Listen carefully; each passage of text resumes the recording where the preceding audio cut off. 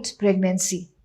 अगर किसी को मैरिज से पहले प्रेगनेंसी हो जाती है तो आप उससे पूछिए। इस तरीके के कई पेशेंट्स हमारे पास आते हैं, बहुत ही हैरान, बहुत ही परेशान। पहली चीज़ तो मैं ये बताना चाहती हूँ कि ये कोई क्राइम नहीं है, आपसे कोई क्राइम नहीं हो गया है और इसलिए आपको ऐसा नहीं है कि डॉक्टर के पास जाना नहीं है। अनमैरिड प्रेगनेंसी अगर आपको हुई है तो आपको और ज़्यादा ध्यान रखने की ज़रूरत है अपना और अपनी सेहत का, क्योंकि आपको फ्यूचर में भी अपना ध्यान रखना है।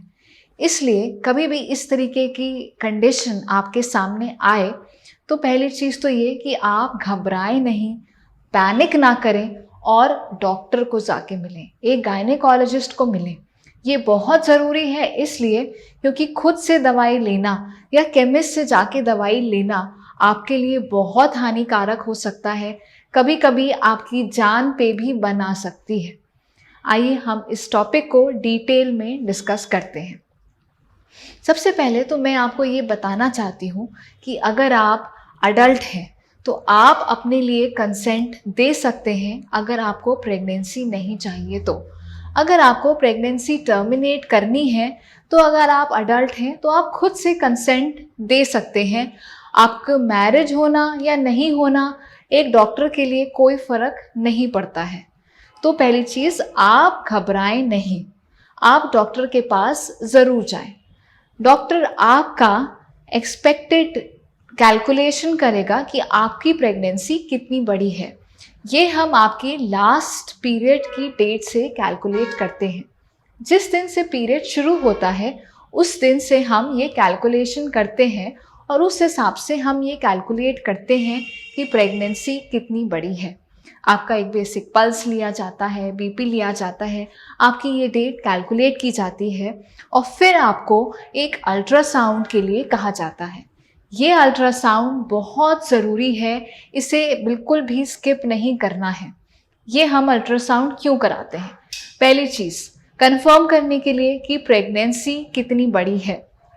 कई बार प्रेगनेंसी में भी शुरुआती टाइम पे हल्की हल्की ब्लीडिंग या स्पॉटिंग हो सकती है, जिससे आपको लग सकता है कि आपके तो ये पीरियड ही आ रहे थे, जबकि प्रेगनेंसी आपकी और बड़ी हो सकती है। तो पहली चीज़ तो हम ये कंफर्म करते हैं कि प्रेगनेंसी कितनी बड़ी है। दूसरी चीज़ जो हम जानना चाहते हैं और बहुत महत्वपूर्ण है वो ये है कि हम एक्टोपिक प्रेगनेंसी को रूल आउट करना चाहते हैं। एक्टोपिक प्रेगनेंसी का मतलब नॉर्मली बच्चा बच्चेदानी में जाके चिपकता है प्रेगनेंसी के बाद, बट एक्टोपिक प्रेगनेंसी में ये बच्चा कहीं और जाके चिपक जाता है, जैसे कि ट्यूब में या अंडाशय में या पेट के किसी भी अन्य हिस्से में। ऐसे में ये प्रेगनेंसी काफ़ी खतरा पैदा कर सकती है, क्योंकि नॉर्मली बच्चेदानी ही बनी है जो कि एक्सपैंड हो सकती है, बच्चे के लिए जगह बनाती है, उसके अंदर इतनी एक्सपेंशन कैपेसिटी है कि वो प्रेगनेंसी को पूरे 9 महीने तक ले जा सके। बाकी कोई भी जगह जैसे ट्यूब या अंडाशय इस चीज़ के लिए नहीं बनी है।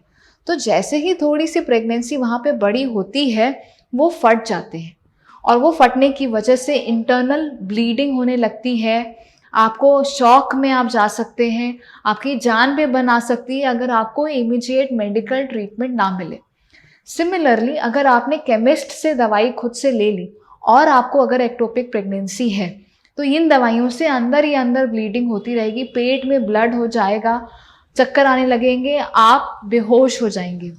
तो कभी भी खुद से केमिस्ट से नहीं लेनी है। तो जब अल्ट्रासाउंड से हम ये कंफर्म कर लेते हैं कि एक्टोपिक प्रेगनेंसी नहीं है, नॉर्मल है, बच्चेदानी में है, फिर हम उसके बाद डिसाइड करते हैं कि क्या बेस्ट तरीका होगा प्रेगनेंसी टर्मिनेट करने का। वो दवाइयों से भी हो सकता है या फिर डीएनसी या सर्जिकल तरीके से हो सकता है। डीएनसी का भी तरीका आजकल बहुत ही आसान हो गया है। एक बहुत ही हल्के से वैक्यूम सक्शन की तरह काम करने वाले एक पेन जितने पतले नुकीले से सारा प्रेगनेंसी का प्रोडक्ट खींचा जा सकता है। तो चाहे हम डीएनसी करें चाहे हम दवाई से करें, वो डिपेंड करेगा कई कंडीशन पे, जैसे कि आपकी प्रेगनेंसी कितनी बड़ी है, आपको क्या सूट करता है, क्या आप मेडिकल अबॉर्शन के लिए फ़िट हैं कि नहीं हैं। तो कई बातों को देखते हुए आप और आपके डॉक्टर इस बात को डिसाइड कर सकते हैं कि आपके लिए मेडिकल अबॉर्शन ठीक है या फिर सर्जरी ठीक है।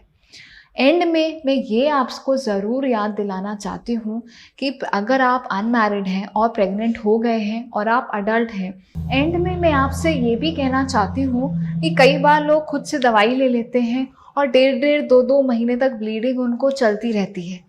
ये ब्लीडिंग इसलिए हो रही है क्योंकि अबॉर्शन पूरी तरीके से कंप्लीट नहीं हुआ है, कुछ प्रेगनेंसी का टिश्यू अंदर रह गया है जो कि बॉडी निकालने की कोशिश कर रही है, इसलिए लगातार ब्लीडिंग हो रही है। अगर ऐसा हो रहा है तो वो सड़ा हुआ प्रेगनेंसी का टिश्यू अंदर इन्फेक्शन भी करा सकता है, और जब आप एक्चुअली में कंसीव करना चाहते हैं फ्यूचर में, तब ये इन्फेक्शन आपको दिक्कत भी कर सकता है। तो इसलिए कोई भी चीज़ अपनी मर्जी से ना करें। अगर आपने दवाई ऑलरेडी खा रखी है और ब्लीडिंग हुए जा रही है, तुरंत आप अपने डॉक्टर से मिलें। हम आपको जज नहीं करेंगे, हम आपकी सहायता के लिए ही यहाँ पे हैं। नमस्कार और धन्यवाद।